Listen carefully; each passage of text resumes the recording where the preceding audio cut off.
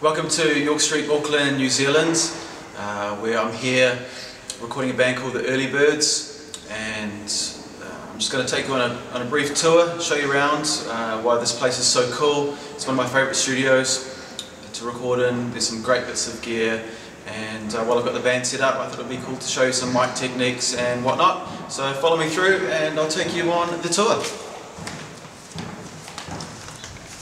Alrighty, so this is the studio, a bit darker in here than outside. Have to adjust. So yeah, this is the Neve, the 1974 EMI Neve.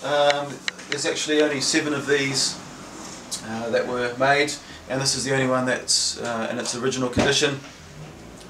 I think most of them have been modified in some way. So it's a pretty special desk. 24 inputs. 16 returns, so it's not the biggest desk, but it sounds amazing, and it's in great condition. It's, you know, constantly being sort of looked after, maintenance and everything. So yeah, it's a major asset to the studio, really. There's actually quite a few bits of cool gear in here. We've got, well, I mean, one of my favourites is the TG limiters here. There's 4 of these in here. Would be my favourite studio compressor, which, as you can see, should always stay on limit and recovery 1, and just adjust the hold, and that's pretty much where it should stay the whole time. What else we've got? We've got over here, if you can go into there, there's this bad boy here, which is a Zener limiter, another TG EMI compressor, and I believe was only 2 of those actually made, and this is model number 1A. Yeah, pretty cool. So you got your usual candidates in here. You got some Blackface 1176s, distressors. Every studio's got to have a set of Drawmer gates, right? Down there. Some other cool things. Maybe the Compact's pretty cool. Those sort of Led Zepp style drums. And also there's another rack here with a couple of cool bits of gear. We've got the Manley Massive Passive EQ, really nice EQ, and also the Zener limiter. York Street also does mastering as well with top mastering engineer Chris Winchcombe, and this is part of his gear that he uses for that. And over the other side here, we've got some bits and pieces, some SSL stuff, some API pre's.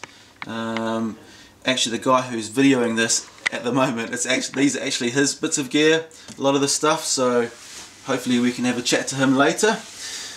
Yeah, and a DJR, it's actually a Paultec copy. There's a local guy who makes them. They're quite well known around here, pretty cool bits of gear.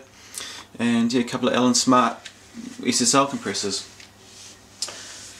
So yeah, it's pretty much the sort of the gear that's in here. It's a nice sized room. We've got some nice monitoring, the Genelecs, which are my favourites, and they've actually got a sub on the back of that as well. I can't remember.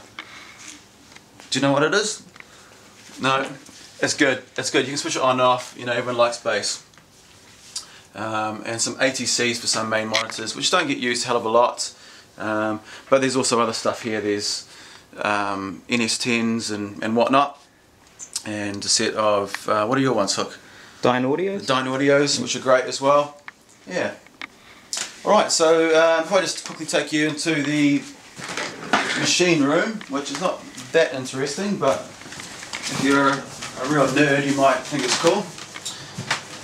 So yeah, they're using Apogees here, which sound really great with the Neve. I love them. Hit those soft limits pretty hard. Got a tape machine, an old Sony here, which doesn't get used a hell of a lot anymore. And there's some older Apogees up there, some 88,000s, which still sound great. And I don't know if you noticed all the tape all around here.